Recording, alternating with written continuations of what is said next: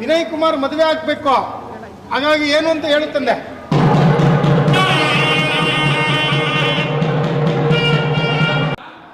ಇಲ್ಲಿ ಸಾಲಿಗ್ರಾಮ ಸ್ನಾನ ಮಾಡಿಸ್ತಾರೆ.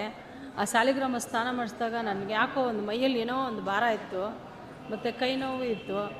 ಅದೆಲ್ಲ ಸ್ವಲ್ಪ ನನಗೆ ನಿವಾರಣೆ ಆದಂಗೆ ನನ್ನ ಮೈಯಿಂದ ಸ್ವಲ್ಪ ಇಳಿತು. ತಿರುವಣ್ಣಾಮಲೆಗೆಲ್ಲ ಹೋಗಿದ್ವಿ, ಮತ್ತು ಇಲ್ಲಿ ಸಾಲಿಗ್ರಾಮ ಸ್ನಾನ ಮಾಡ್ತಾರಂತೆ ಯೂಟ್ಯೂಬಲ್ಲೆಲ್ಲ ನೋಡಿದ್ವಿ. ಮತ್ತು ಬಂದು ಸ್ನಾನ ಮಾಡಿದಾಗ ನನಗೆ ನಂಬೋಕ್ಕಾಗ್ತಿಲ್ಲ, ಅವ್ರಿಗೆ ಕಿರಿಸ್ಲಾಡ್ತಾಯಿದ್ರು ನಮ್ಮ ಅತ್ತೆ. ನೋಡಿ ಅವ್ರಿಗೆ ಒಂದು ನೆಗೆಟಿವ್ ವೈಬ್ರೇಷನ್ ಎಲ್ಲ ಹೋಗಿದೆ ಅಂತ ಹೇಳಿದರು.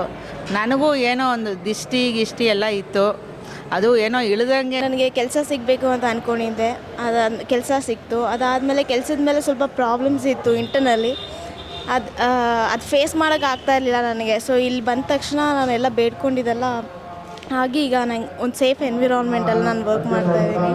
ಪ್ರತಿ ಅಮಾವಾಸ್ಯೆ ದಿನ ಈ ದೇವಸ್ಥಾನದಲ್ಲಿ ಸುದರ್ಶನ ಹೋಮ, ಲಕ್ಷ್ಮೀ ನರಸಿಂಹ ಹೋಮ, ಅಘೋರಾಸ್ತ್ರ ಹೋಮ, ಮೃತ್ಯುಂಜಯ ಹೋಮಗಳು ನಡೆಯುತ್ತೆ.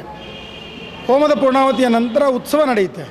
ಉತ್ಸವದಲ್ಲಿ ವಾಗ್ದಾನ ಆಗ್ತದೆ ಮತ್ತು ಅಮಾವಾಸ್ಯೆಯಿಂದ ಬೆಳಗ್ಗೆಯಿಂದ ರಾತ್ರಿಯವರೆಗೆ ಇಲ್ಲಿ ಅವಭೃತ ಸಾಲಿಗ್ರಾಮ ಅವಭೃತ ತೀರ್ಥಸ್ಥಾನ ಆಗುತ್ತೆ. ಬನ್ನಿ, ದೇವಸ್ಥಾನದಲ್ಲಿ ಸರಳ ರೀತಿಯಲ್ಲಿ ನಮ್ಮೆಲ್ಲ ಕಷ್ಟಗಳ ಪರಿಹಾರ ಆಗ್ತದೆ.